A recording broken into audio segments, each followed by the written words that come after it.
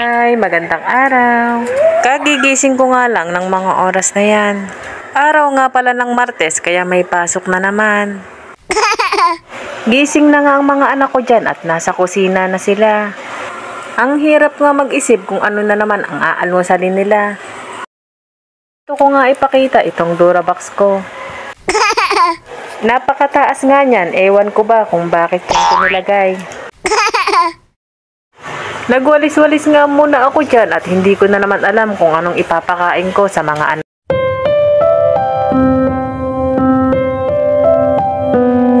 Hindi naman palaging ito ang inaalmusal nila.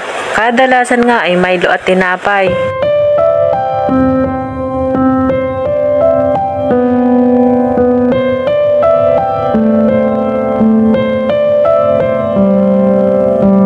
Alam ko naman na hindi nga ito maganda sa kalusugan ng ating mga anak. Kung paminsan-minsan nga lamang ay pwede naman.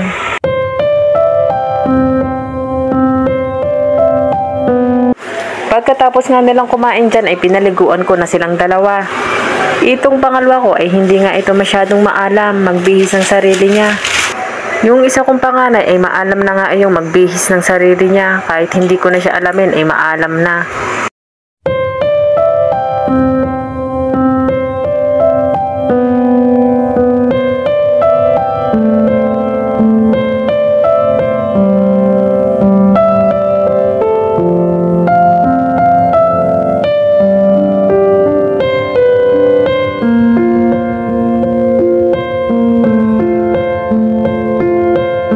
Sabi ko nga sa kanila ay pumasok na sila.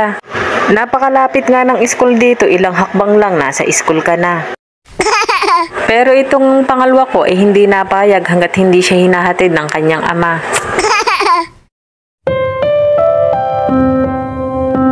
Nakapasok na nga ang dalawa kong anak at ito mag-aalmusal naman ako.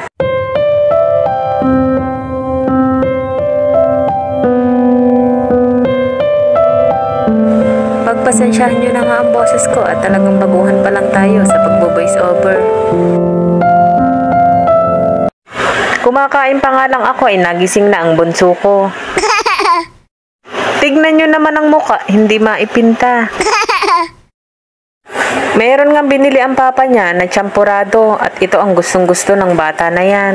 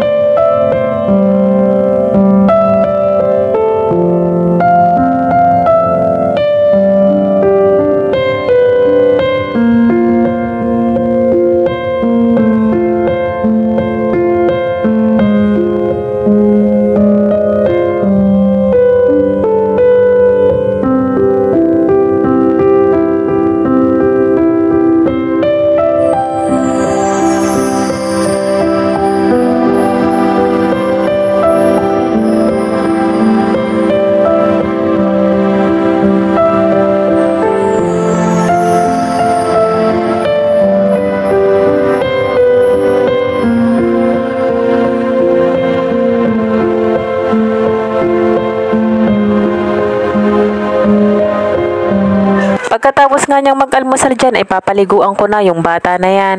Nakakatuwa nga ang bata na yan pag sinabi mong maliligo ay nakaabang na yan sa pinto ng CR.